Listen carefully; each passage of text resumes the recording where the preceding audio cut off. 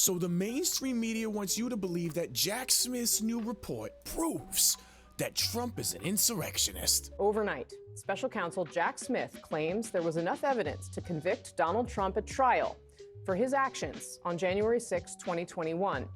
Federal prosecutors saying Trump would have been convicted on multiple felonies if he had not been reelected for another term in the White House. You know, it's kind of funny because that report actually left me with the exact opposite impression. You would think from these headlines and some of the cases that we've been seeing over the past couple months that the biggest criminal this country's ever seen is getting ready to sit in the president's office right now. Donald Trump will become the first convicted felon to be sworn in as U.S. president after he was sentenced in his hush money case. Right. I forgot. That is exactly what they're saying. Step aside Al Capone, step aside 9/11, because days before Donald Trump will return to the White House, special counsel Jack Smith relayed an unsettling message to the American people. He'd unearthed enough evidence to potentially send the incoming president to prison. No, I'm taking you guys so seriously right now. I actually take the Times so seriously. The Justice Department released on Tuesday its final report on Jack Smith's charges alleging Trump illegally conspired to overturn the 2020 election, saying that prosecutors secured the goods to convict Trump had his November victory not prevented the case from proceeding.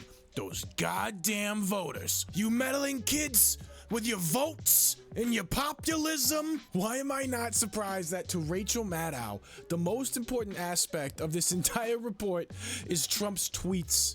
There's so much detail that they are presenting about that tweet. Trump was alone in the dining room off the Oval Office when he sent it. Was sort of cleared to tweet in Trump's name, but he did not do that tweet. They go to great lengths to show that at the time that Trump sent that tweet, while he was alone and nobody else was there, it was definitely him who did it. He was watching Fox News. Yo, guys, it's really important for me to advocate for critical thinking skills and media literacy. I really enjoy doing this work, and I want to make it sustainable. If you guys could like and subscribe and hit that notification bell to help me get to 1,000 subs, I'd really appreciate it. I don't know if you guys know, but some of the incoming Trump administration have actually spoken on Jack Smith, and we get into it later in the episode. But how realistic do you guys think it is that Jack Smith and a lot of these prosecutors, these DOJ prosecutors, are actually going to get their just desserts when the administration is confirmed? Or do you think it's a lot like Lock Her Up, Hillary 2016? He can't erase it. J6 committee members speak out after final Jack Smith report drops. Some members of the House Select Committee investigating the 2020 election and the Jan 6 attacks are responding now that the Justice Department has published special counsel Jack Smith's final report. I actually only care about what Liz Cheney has to say. Okay, she is my spirit animal, all right? She is our president come 2028, the absolute best, most authentic Republican to exist on the face of this earth, to ever grace us with her presence. Just tell me what to think, Liz. Just tell me what to think. He betrayed millions of Americans by telling them the election was stolen. Stop the steal. He ignored the rulings of dozens of courts. Rather than accept his defeat, he mobilized a mob to come to Washington and march on the Capitol. Then he watched on television while the mob attacked law enforcement, invaded the Capitol, and hunted the vice president. Trump is a violent insurrectionist. Trump is a violent insurrectionist. An unprecedented criminal effort. DOJ releases Jack Smith's report on Trump's election interference. U.S. Department of Justice officials have released part of former special counsel Jack Smith's report about President-elect Donald Trump. Oh, okay, sweet. So it's only part. So this is like episodic, right? So this is like the WikiLeaks of anti-Trump propaganda. The original indictment against Trump had charged him with multiple federal crimes, including conspiring to obstruct the certification of the 2020 presidential election. The attack on our nation's capital on January 6th, 2021 was an unprecedented assault on the seat of American democracy. As described in the indictment, it was fueled by lies. Smith, who resigned on Friday, accused Trump of unprecedented efforts to unlawfully retain power after losing the 2020 election, and said Trump's cases represented ones in which the offense was the most flagrant, the public harm the greatest, and the proof the most certain. Proof the most certain, huh? Are you sure about that, buddy? You know, it's really interesting they talk about proof like that, because I would recommend everybody go to fedsoc.org, the Federalist Society, and see what they have to say on the Georgia fake electors scheme. We cover this heavy in my Trump fake electors video on the channel, because they go into detail on the entire process. They go into detail on how the lawyers rounded up the alternate electors across the different states, and the exact legal process that this went through, and everything regarding the Electoral Count Act, its precedent throughout history, how many times it's been used before, because this wasn't the only time. Oh, well, okay, if the alternate electors weren't Trump staging a coup, then he definitely incited violence on the 6th, right? What's this? Sorry, Liz Cheney. After reinstating President Trump's Twitter account, 2 of his tweets from January 6th tell the real story. What's going on? January 6th, 2021. I'm asking for everyone at the U.S. Capitol to remain peaceful. No violence. Remember, we are the party of law and order. Respect the law and our great men and women in blue. Thank you. Oh my gosh, wow, that doesn't sound violent. That's weird.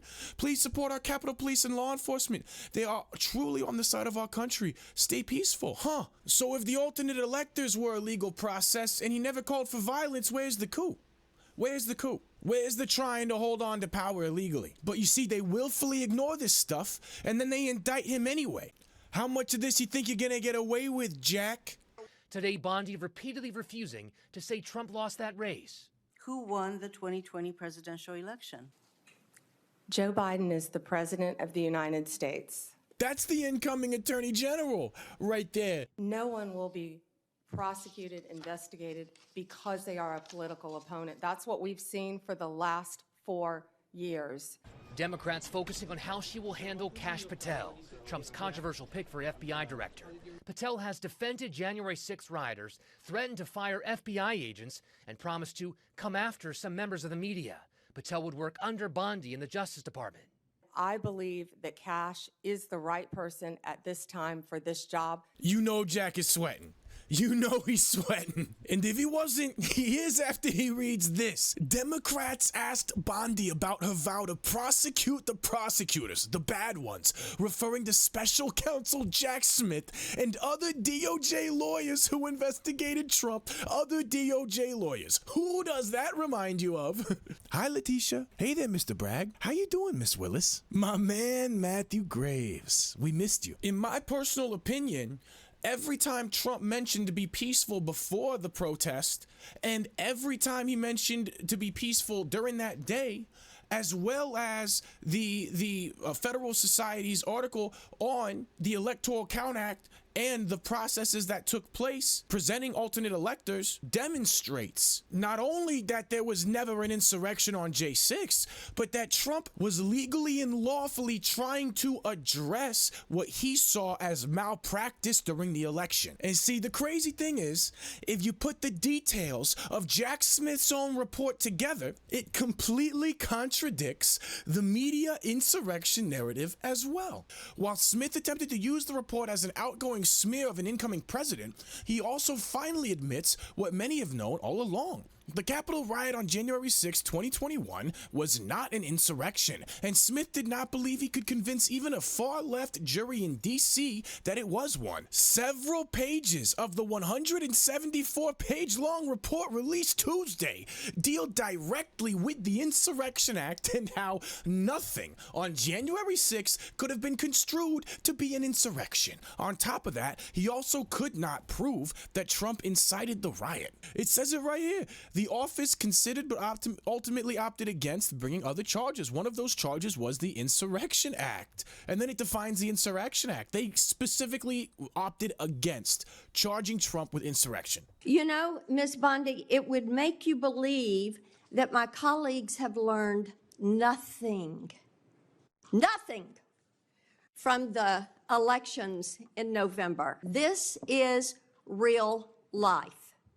And they want a restoration to equal justice, equal access, equal treatment, abiding by the rule of law. And so it ended for Jack Smith, not with the sunset ride of a conquering hero, but a 24-word footnote indicating he had separated from the Justice Department, his final report in limbo, and gleeful allies of Donald Trump exhorting him to lawyer up. And then it got retruthed by Trump the lawyer up, got re-truthed by Trump. We got Pam Bondi saying she's going to prosecute the bad prosecutors.